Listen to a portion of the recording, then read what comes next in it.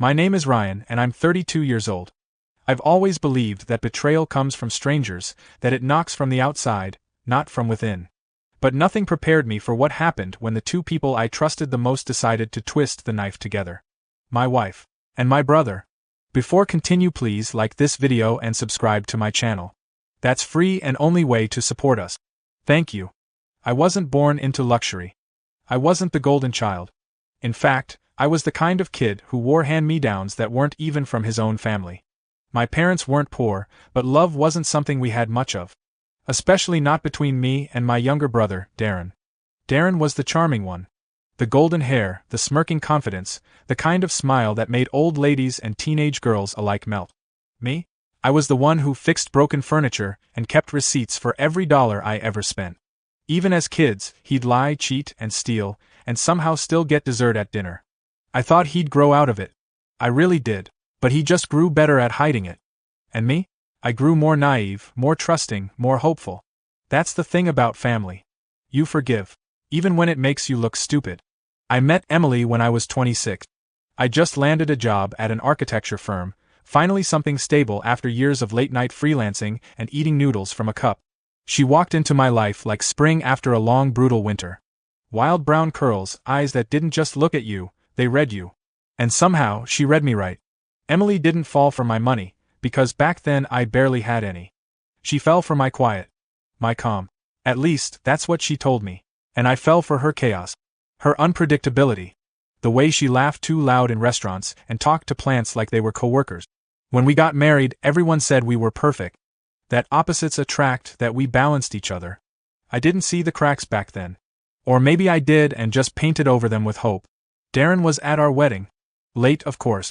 He showed up with sunglasses on like some celebrity, whispered something into Emily's ear that made her blush. I remember that moment now in slow motion. I should have known. I should have known right then. But how do you question the people you love? After marriage, Emily and I moved into a modest townhouse on the edge of the city. I poured my life into that house. Every tile, every doorknob, every inch of wood, I touched it. It became ours. A place I thought no storm could reach. And then Darren started coming around. At first, it was innocent. Or so I told myself. He needed a place to crash while he figured things out. Got fired again. Girlfriend dumped him again. It was always something with Darren. I didn't hesitate. I opened our door. Because that's what big brothers do. He was supposed to stay a week. Maybe 2. It turned into months. And bit by bit, I started feeling like a guest in my own home. The laughter between them grew louder. Their inside jokes multiplied. He started cooking her breakfast before I was even awake. Still, I convinced myself it was nothing. Because to admit otherwise would mean that my entire world, my marriage, my family, my sense of loyalty, was a lie. And that kind of truth? It doesn't whisper. It screams. There's a moment every person has, where life draws a line in the sand. When it says, look closer. That moment for me came one ordinary Tuesday. Emily's phone buzzed. She was in the shower. I wasn't snooping, I swear, but something about the way she flinched when it buzzed before made me glance. Just one glance. It was Darren's name. And the message said something I'll never forget. But we'll get to that.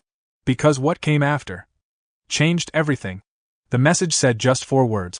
Short, simple, deadly. But I'm not going to repeat them now.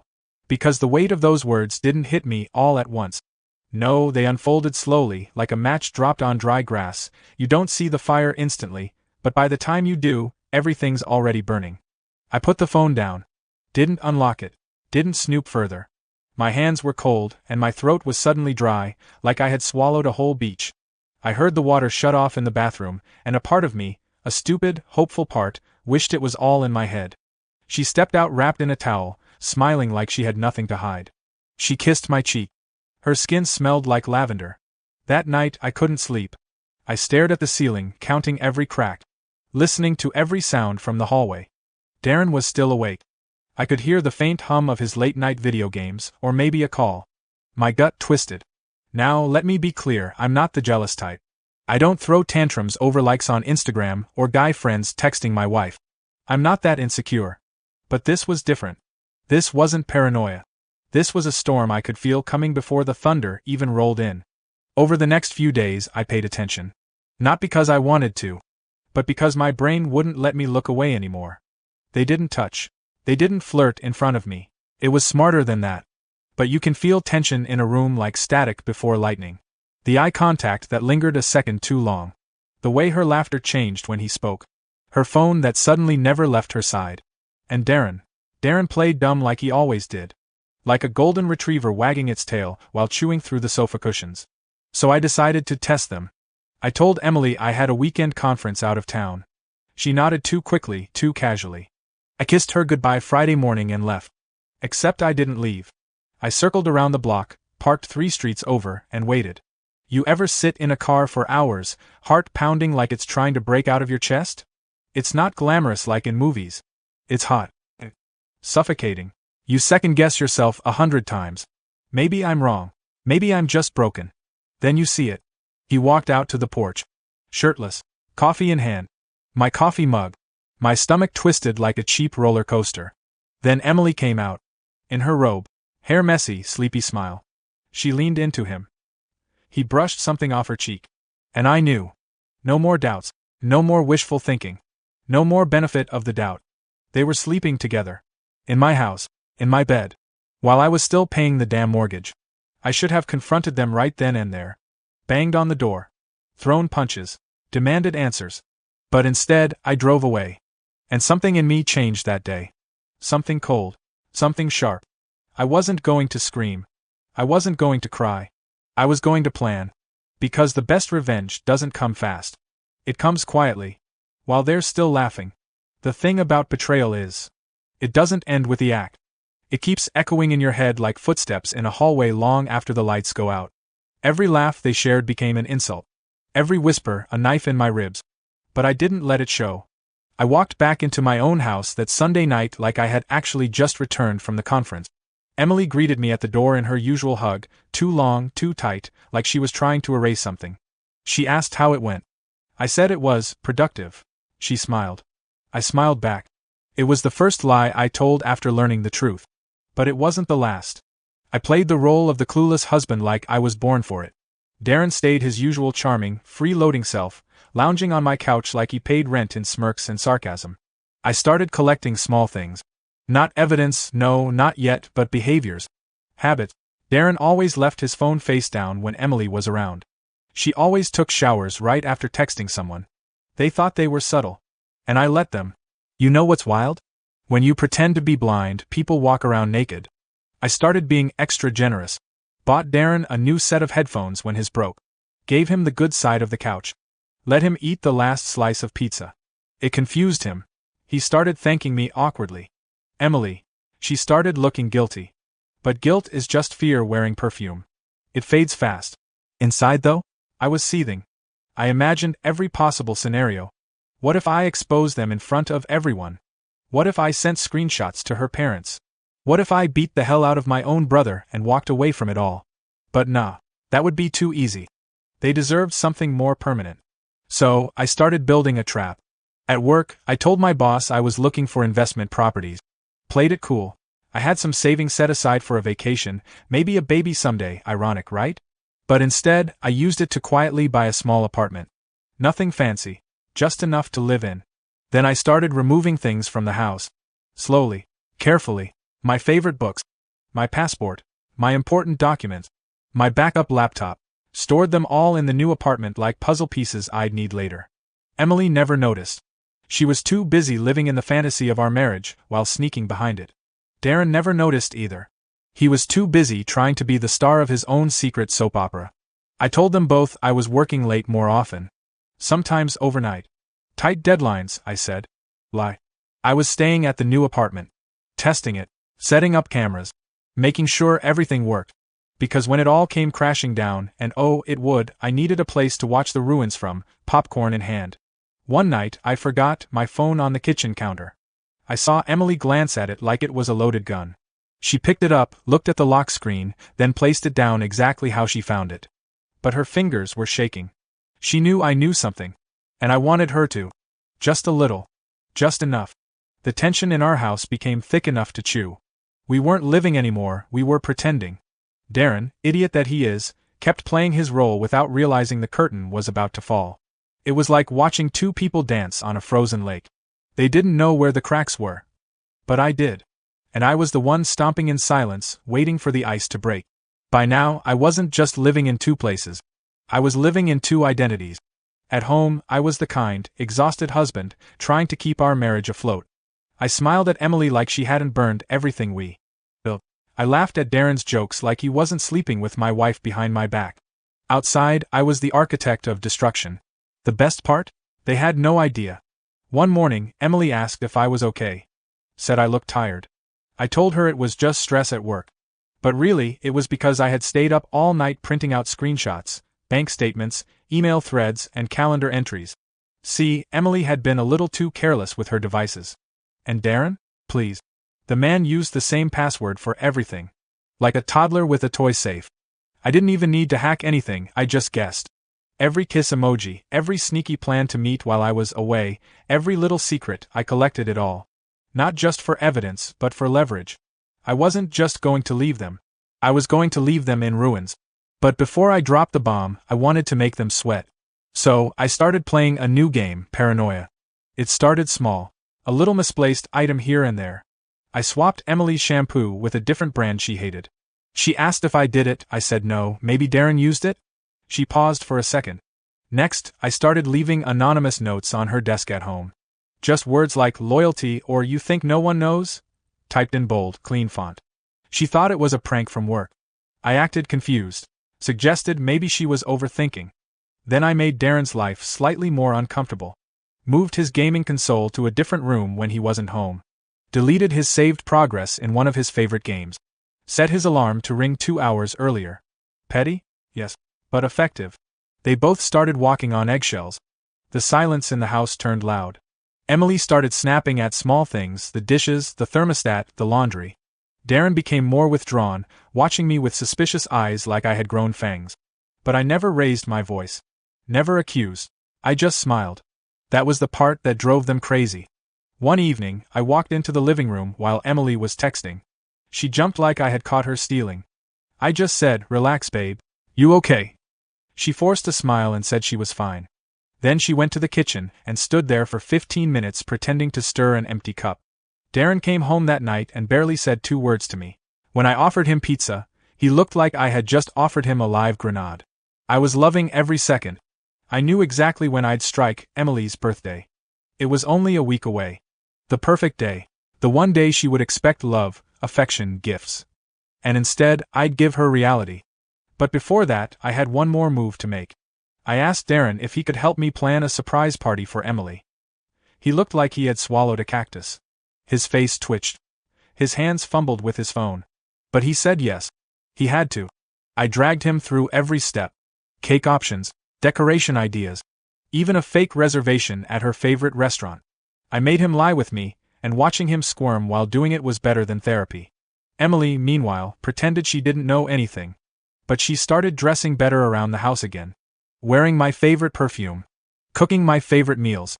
Guilt is a funny chef, it can whip up gourmet out of desperation. I slept peacefully that week.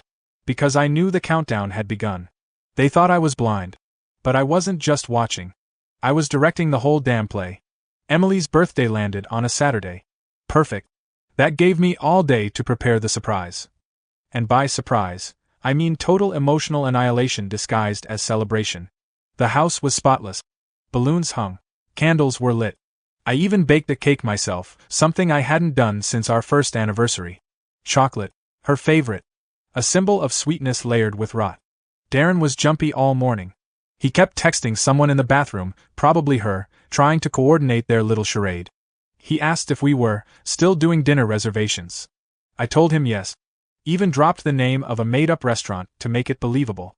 Emily came downstairs wearing a red dress I hadn't seen in over a year. The same one she wore on our honeymoon dinner. It hugged her in all the right places, and for a moment, a twisted part of me wanted to forget everything. To grab her, kiss her, pretend this wasn't happening. But that part died the moment I saw her touch Darren's shoulder when she thought I wasn't looking. I was done pretending. The guests arrived, just close friends and a few of Emily's colleagues. They brought wine, loud laughter, good vibes. No one could sense the trap under the surface. That's how revenge works best, when no one sees it coming. We sang happy birthday. She made a wish. I wondered what she wished for. That the truth stayed buried, probably. Then I brought out the cake. It had her name on it. Beautifully iced. She looked genuinely touched. She even hugged me and whispered something like, "You've been amazing lately." I smiled. "Oh, sweetheart. You have no idea how amazing I'm about to be." Everyone clapped. Toasts were made. And then I stood up. Said I had made a little video montage of Emily's happiest moments. Everyone cheered. Emily looked surprised, then nervous. Darren's face dropped like he'd swallowed a bad shrimp. I turned off the lights. Pressed play. At first, it was innocent. Photos of our wedding. Clips from vacations. Her laughing. Dancing. Everyone smiled. Then came the text messages. One by one. Flashed on screen like movie subtitles. Not from me. From Darren. Then the photos. The camera footage from our guest room. The timestamps.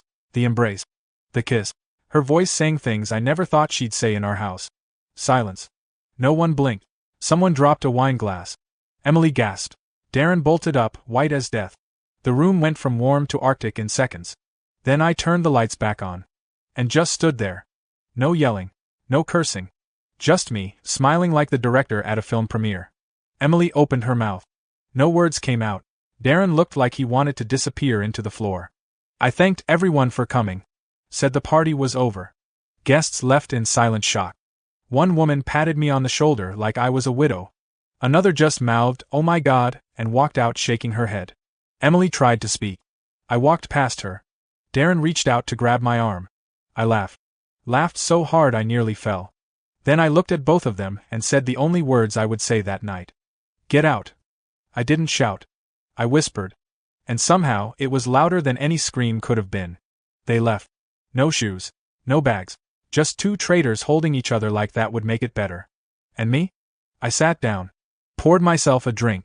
Ate a slice of that chocolate cake. It was delicious. Because revenge is best served warm. With icing. The next morning was quiet. Too quiet. No buzzing phone. No clinking dishes.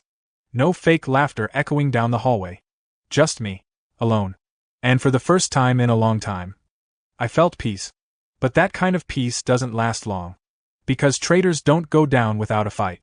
And guilt doesn't go silent, it starts screaming when there's no one left to lie to. Emily showed up at my apartment first. Yes, she figured out I had one. Probably stalked my email or remembered the lease agreement I left half shredded in the home office. She knocked like she'd rehearsed the scene in her head. I didn't answer. I just stood behind the door and listened. At first, she was calm. Said my name softly. Said she was sorry. That it wasn't what it looked like. That line made me smile. Because if sleeping with my brother for 3 months while I was under the same roof wasn't what it looked like, I had no idea what else it could be. Then she cried. Pounded on the door. Said she loved me. Said she made a mistake. Said Darren meant nothing. It was funny, hearing her say that now, when not long ago she was sneaking into his bed like it was a vacation spot. I didn't open the door. I didn't say a word. Eventually, she left. The next day, Darren came. He looked like someone had beaten him with a bag of guilt and failure. Unshaven. Eyes red. Hair a mess. He knocked once. Then again. Then just leaned his forehead on the door like a little boy who lost his favorite toy. He didn't say much. Just that he was sorry. That he had been in a dark place. That he never meant for it to happen. That he missed his brother. I almost laughed. He didn't miss me. He missed the safety of having me around while he stabbed me from behind. He stayed out there for over an hour. Then he finally walked away. I watched from the peephole, unmoved. They both tried texting. Calling. Even looping in mutual friends and family. My mom texted me one night, "You should at least talk to your brother." I blocked her. Because family stops being family when they start sleeping with your wife. Simple. Word spread. People pick sides. Some were shocked.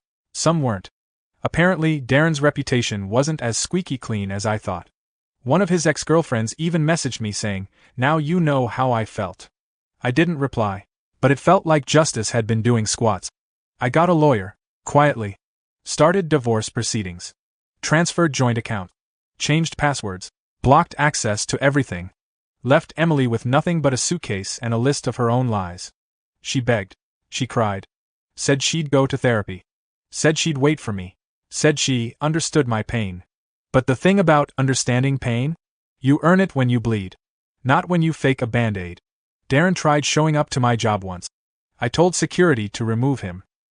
He yelled as they pulled him away, said I was being dramatic. Dramatic? No, Darren. I was being merciful. Because if I were being dramatic, you'd be walking around without teeth. Time passed.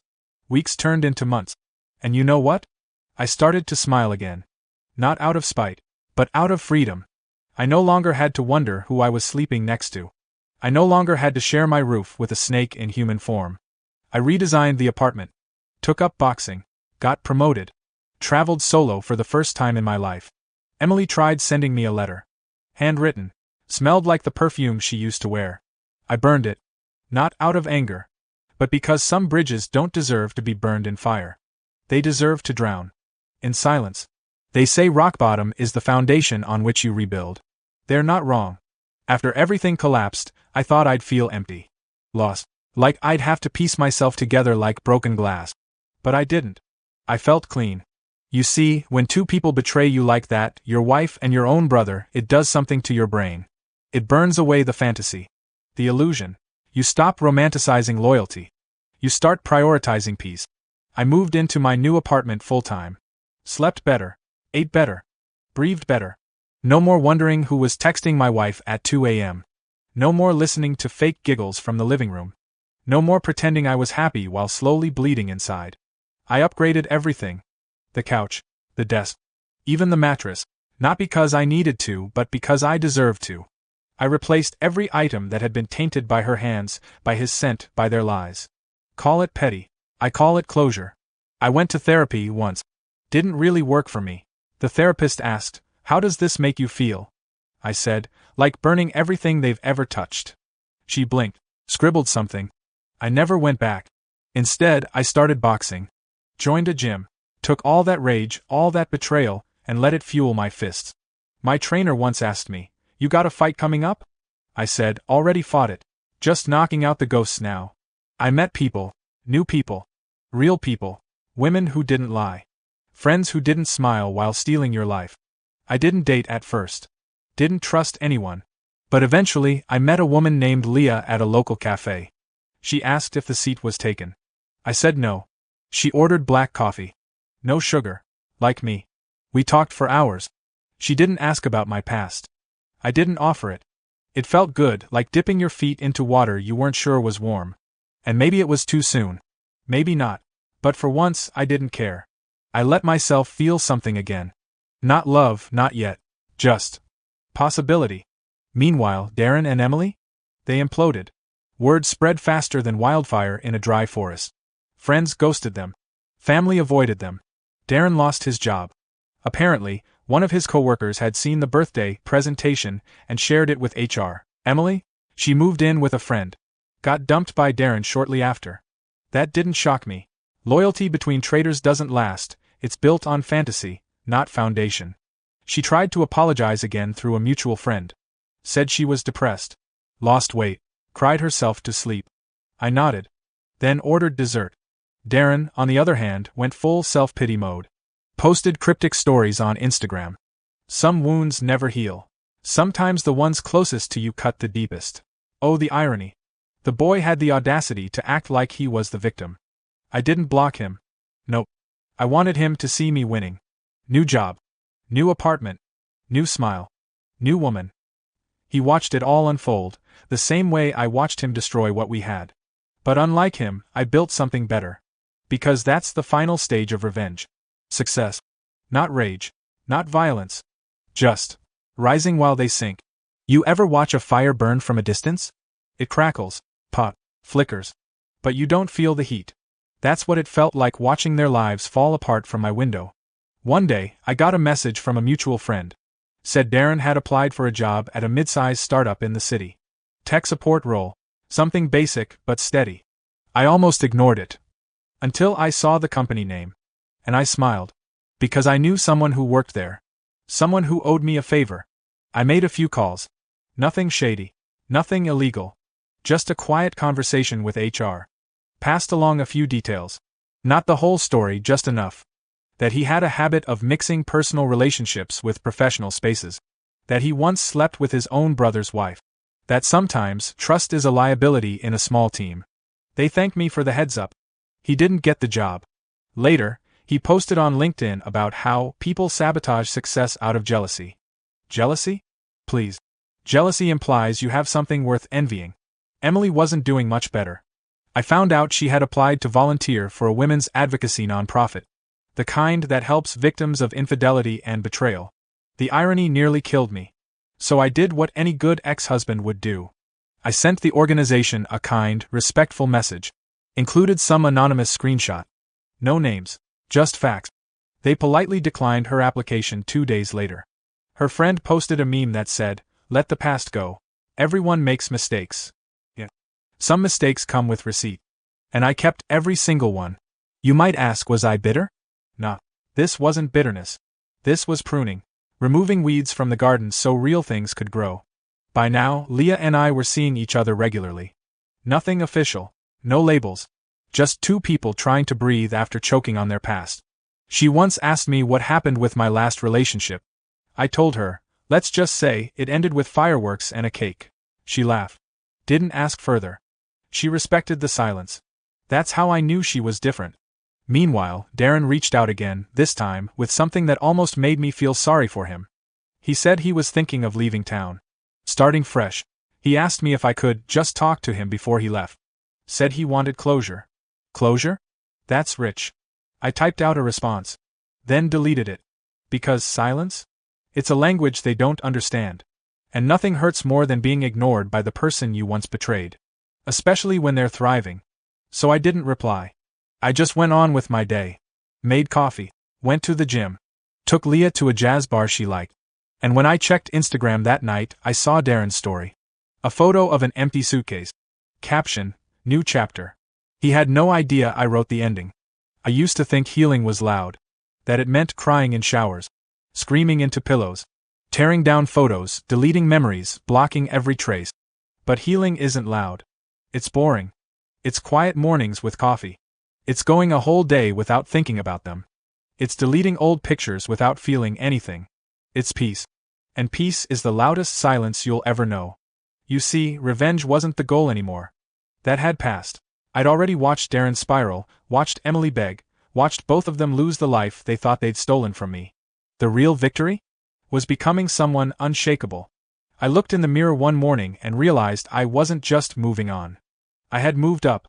I dressed differently now, not to impress, but because I respected myself more. I stood straighter. Talked slower. Smiled easier. My phone no longer made me nervous.